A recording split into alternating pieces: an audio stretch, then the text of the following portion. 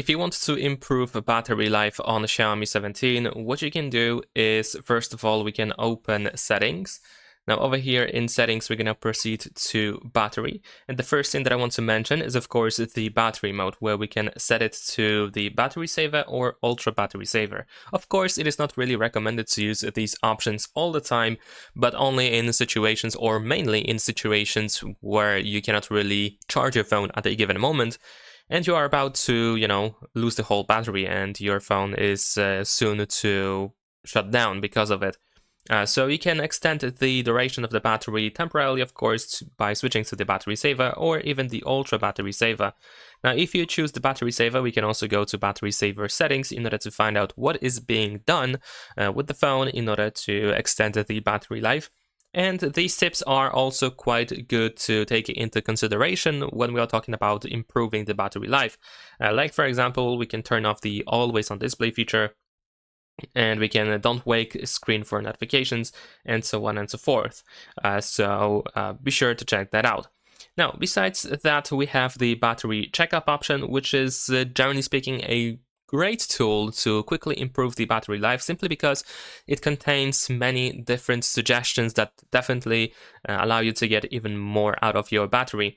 Most of these options are related to some of the visual sides of the phone, but not only that. Like, for example, we have apps that drain battery, so we can close them because maybe they are running somewhere in the background. So of course, it is recommended to close them. We can also toggle in my case, it suggests me to use the automatic brightness, which I have actually disabled. And yes, it is recommended to use the automatic brightness simply because it saves the battery.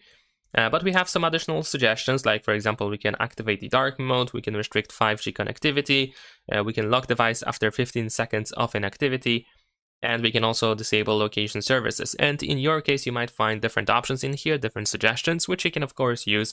And you can see the estimate additional time that you can get if you decide to include those suggestions. Of course, you don't have to agree to everything, you don't have to agree to anything at all in here.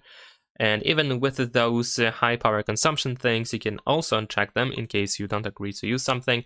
But generally speaking, these are really good tips to include. We can also see things that are already optimized, so you know that some of the things you might do correctly. And of course, we can tap on add minutes, etc., in order to turn it on. There we go. Let me actually deactivate the automatic brightness because I don't actually want to use it. But yeah, this is what we can do in order to quickly improve the battery life. And besides that, if we go to charging options, there is one thing that I have to mention, and that is the fast charging option. If you believe that fast charging speeds up the process of battery aging, so if it's like a bad thing for the battery, if you believe so, then of course you want to switch wide charging mode to standard. On the other hand, of course, if you don't really believe that, you can tap on top speed over here in order to increase the battery charging speed. So it's up to you if you want to use it. If you do believe in that thing, then of course you can do so. I'm not saying if that is correct or wrong. I'm just saying that if that's what you think, then of course you can do so. Over here in the battery protection, we can also include the charging protection, which in my case is actually deactivated right now. But it is recommended to use the battery protection or intelligent charging. Now, for most people, I believe the intelligent charging is going to be the way to go. And this option allows the phone to learn your charging pattern, and then if the phone, or once the phone collects enough information, then the phone can restrict battery charging to 80% and then start charging again from 80 to 100% when the phone knows that you are about to unplug the power adapter. Of course, this feature might need some time, and your phone might need some time to figure it out, how often you charge and when you stop charging, etc., to then be able to properly use this information. But still, this is probably the way to go. If you want to use the charging protection, but you want to necessarily restrict yourself to 80%, then intelligent charging is the way to go. There is also the battery protection option, which just limits the battery charging to 80%, and that is it. So most of the time you are stuck at 80%, which can be a huge downside for many people, and I can understand that. But if you are willing to to try it out to see if that really has an impact on your daily use of the phone, then of course you can give it a try. And you might be wondering why many people and all of these options mention 80% when we talk about charging the battery. And the answer is actually quite simple. Many batteries, if not most of these batteries, nowadays are built in such a way that the most optimal way to charge them is actually to 80%. This allows you to preserve the battery health and keep the battery in a healthy state for as long as possible, and prevent quick battery draining and battery aging. Of course, battery aging is, after all, inevitable, so you cannot really avoid it, but you can slow down the process of battery aging.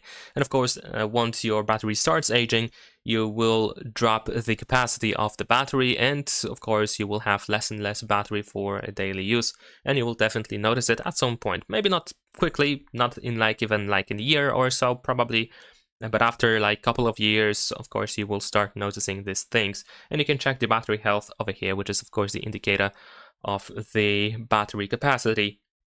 Now, another thing is, of course, additional features. I recommend going over here and you can, for example, toggle the battery saver. You can clear cache when the device is locked, which can be quite helpful. Now, in addition to these options, we can also see this graph where we can see which apps drain the battery the most. Here we have the list, and of course, in some cases, you can tap on the app in order to, for example, set some restrictions to improve the battery usage, or to actually optimize the battery usage. In some cases, of course, this might have like a negative impact on the app. Some apps actually require you to have them running in the background all the time, like at least partially. But many apps probably don't really need that, so you can manage that and optimize them over here. All right. After going through battery settings, it is also worth checking out the location option. Of course, location services can be deactivated in order to save the battery a little bit. But also, if we go to location services in here, we can find Wi-Fi scanning and Bluetooth scanning, and I can actually recommend you disabling these options. They can save the battery quite a bit, and we don't need to use these options all the time. And of course, when the phone requires you to use, or any app requires you to use Wi-Fi or Bluetooth scanning, you will be informed about it, and of course you will have the option to quickly turn it on, and then of course later on you can deactivate it back again to save the battery again. And of course, one of the biggest impacts on the battery are display settings. So pretty much every option that we have in here, or almost every option that we have in here, has a smaller or bigger impact on the battery. Like for example, the dark mode can be really helpful. If you don't like the dark mode, you can go to the dark mode options and you can set up the automatic dark mode, which will automatically enable and disable dark mode based on the selected time, or based on the sunset and sunrise time. Of course, the automatic brightness, once again, we have advanced textures and adaptive refresh rate pro, which of course are pretty cool features, but they can of course use more battery. We have the refresh rate, and while yes, most people prefer to use 120 Hz, I also personally prefer to use 120 Hz, but since I'm talking about improving the battery life, I have to mention that of course 60 Hz uses less battery than 120 Hz. It is not as pleasing, visually pleasing of course, to use the phone with 60 Hz once you adjust your eyes to 120 Hz once you get used to it. But you know, it's just an option that is of course worth mentioning, since it also has an impact on the battery. And also here in personalization we can find, let's say, always on a display, which of course we can deactivate if you don't really use it. You can also deactivate always on display notifications or edge lighting effects. And even the dynamic wallpapers, or generally speaking animated wallpapers, also have an impact on the battery of course. So if you have let's say an app that you use for animated wallpapers, live wallpapers, video wallpapers, stuff like that, then of course these things can drain the battery quite a bit, and you will probably notice it pretty quickly. And of course it's up to you if you prefer to have an animated wallpaper, or if you want to have more battery. That's a compromise that you have to take, of course.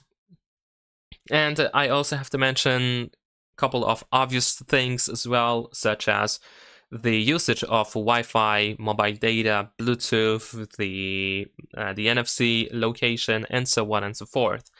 So, of course, these things are used pretty much all the time. However, I'm pretty sure there are some cases where you can actually disable these features if you don't use them at a given moment. So let's say I don't have any Bluetooth device connected at this moment, so there is no reason for me to have Bluetooth enabled. And even if it's just enabled and nothing is connected, this option drains the battery a little bit. So you probably want to turn it off, and you want to do that with everything that you don't use at a given moment. Of course, I'm not talking about completely restricting yourself from using it, just turning it off in a moment when you don't really need to use those things. And once you do need to use those things, you can of course turn them back on and you can start using them again. And that is pretty much everything that I wanted to mention. There might be something more that I didn't mention in this video, so if there is, if you have an idea, then of course please let me know in the comments. And if you're watching this video, then of course you just want to check the comments if there is more stuff provided by other people, so you can use those tips as well. And yeah, that is all. Leave a like and subscribe.